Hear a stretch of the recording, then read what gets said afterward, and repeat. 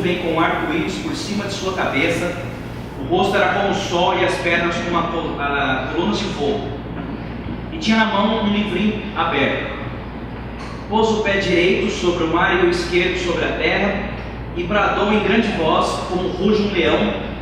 E quando bradou, desferiram os 7 trovões as suas próprias vozes. Logo que falaram os 7 trovões, eu ia escrever, mas ouvi uma voz do céu dizendo: guarda em segredo as coisas que os 7 trovões falaram, e não as escrevas. Então o anjo que vinha em pé sobre o mar e sobre a terra levantou a mão direita para o céu e jurou por aquele que vive pelos séculos dos séculos, o mesmo que criou o céu, a terra, o mar e tudo quanto neles existe: já não haverá demora, mas nos dias da voz do 7º anjo, quando ele estiver para tocar a trombeta, cumprir-se-á então o ministério de Deus segundo ele. Isso mesmo, perdão. O mistério de Deus, segundo ele anunciou aos seus servos, os profetas. A voz que eu ouvi vinda do céu estava de novo falando comigo e dizendo: vai e toma o livro que se acha aberto na mão do anjo, em pé sobre o mar e sobre a terra. Para aí, vamos dar uma olhadinha para o que a gente leu. O capítulo 10 não é um capítulo difícil, mas ele tem alguns detalhes importantes para a gente ligar com uma porção de coisas antes de poder entender o capítulo 7. A primeira parte interessante do capítulo 10, hoje se eu trocar as bolas vocês vão me corrigindo, tá? Eu virei a noite escrevendo e aí a memória vai pro vinagre. Então assim, vamos lá. Capítulo 1 de Apocalipse. Se vocês repararem ali a partir do verso 13, dá uma lidinha na descrição que está aí.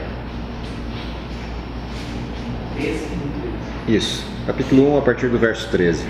E no meio dos candeeiros, um semelhante a filho de homem, com vestes talares e cingido à altura do peito com uma cinta de ouro.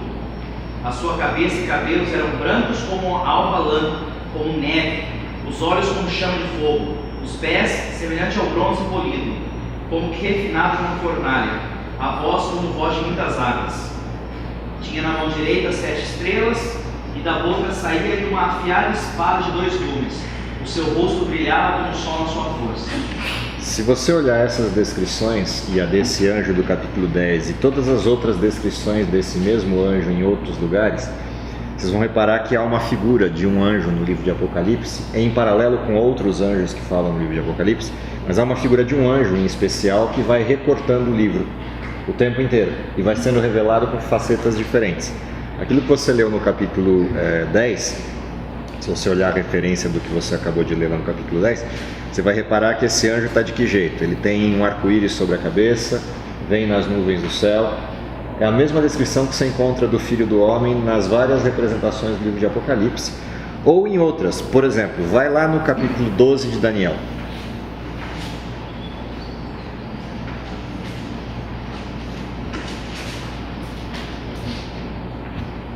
E lê a partir do verso... Lê a partir do verso 1.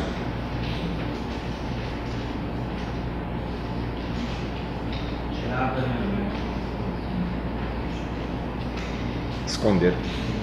12? Isso. 12 qual? Verso 1 em diante. Nesse tempo se levantará Miguel, o grande príncipe, o defensor dos filhos do teu povo, e haverá tempo de angústia, qual nunca houve, desde que houve nação até aquele tempo.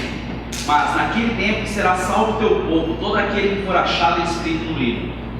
Muitos dos que dormem no pó da terra ressuscitarão, uns para a vida eterna e outros para a vergonha e horror eterno. Os que forem sábios, pois, resplandecerão como o fulgor do firmamento, e os que muitos conduzirem à justiça como as estrelas sempre e eternamente.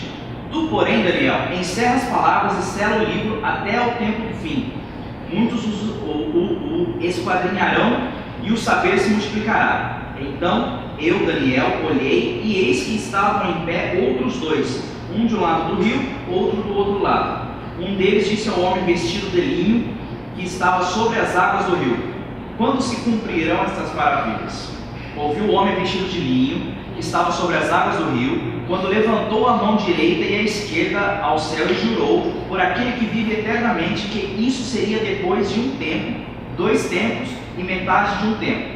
E quando se acabar a destruição do poder do povo santo, essas coisas todas se cumprirão. Para aí, lembra o que acontece lá na visão do capítulo 10 que você acabou de ler?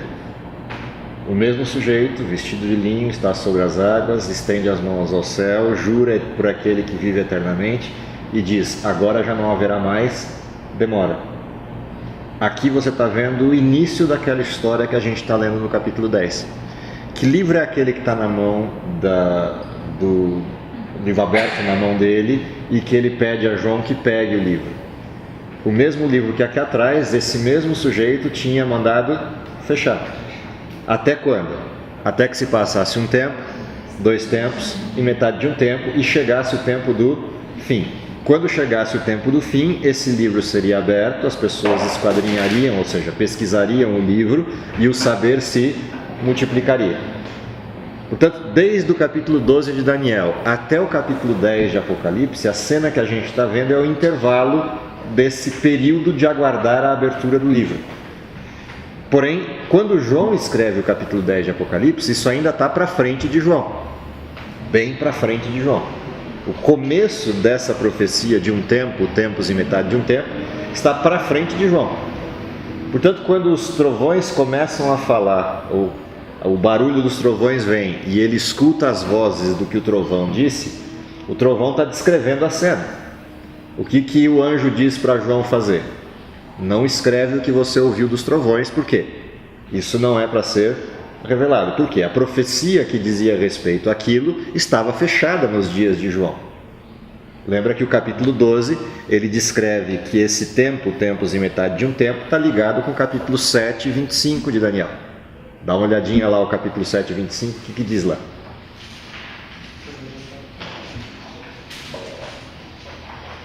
Daniel 7, verso 25. Proferirá. Quiser ler do 23 em diante, pode ler. 23.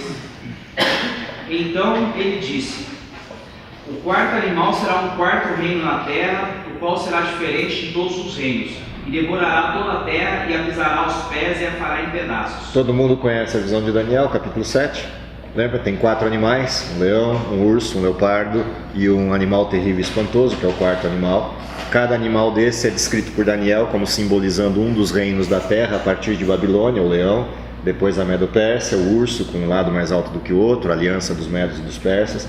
Depois o próximo animal, que é o leopardo de 4 cabeças, o símbolo do reino grego, com as 4 cabeças, os 4 generais de Alexandre.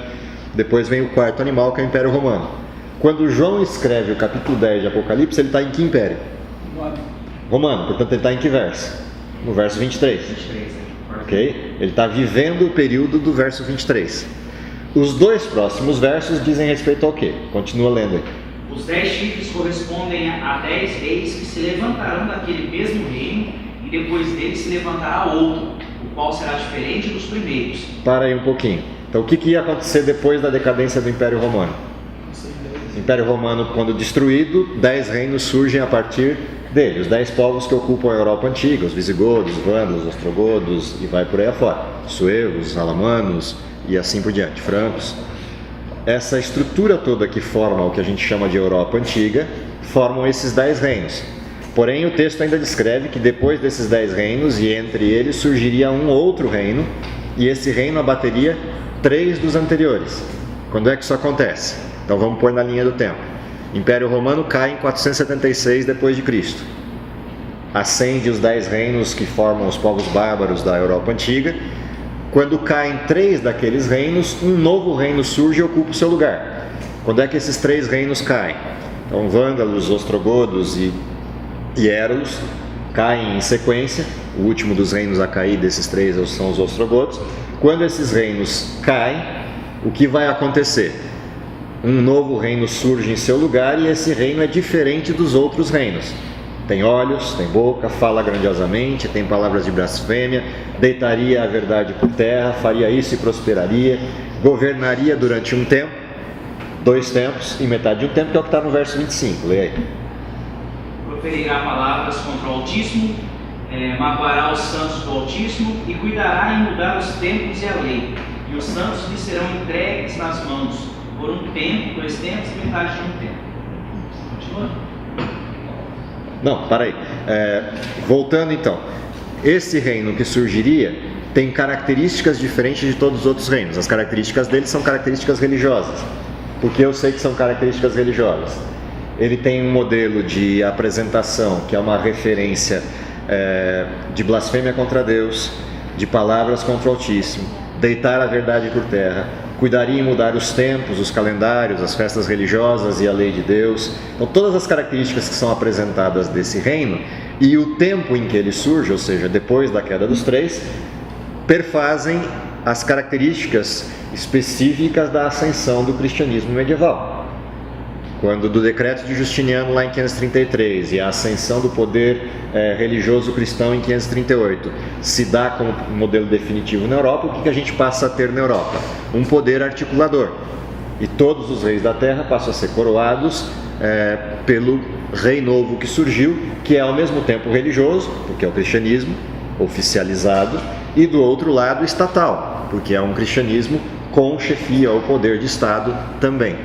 Esse desenho aparece aí como tendo um tempo de validade, um tempo de duração. Que tempo é esse? Um tempo, tempos e metade de um tempo, ou 1 ano, 2 anos e metade de 1 ano, dependendo da tradução que você estiver usando. Ou 1260 dias, que é o tempo de 1 ano, 2 anos e metade de 1 ano. Esse tempo é exatamente o tempo do governo medieval cristão, o absolutismo cristão, que vai de 538 até a prisão do bispo de Roma em 1798. Quando acontece a prisão do bispo de Roma, o que ocorre imediatamente após isso? O texto que a gente leu em Daniel 12 diz que começaria o tempo do fim. Além de começar o tempo do fim, o que mais ocorreria?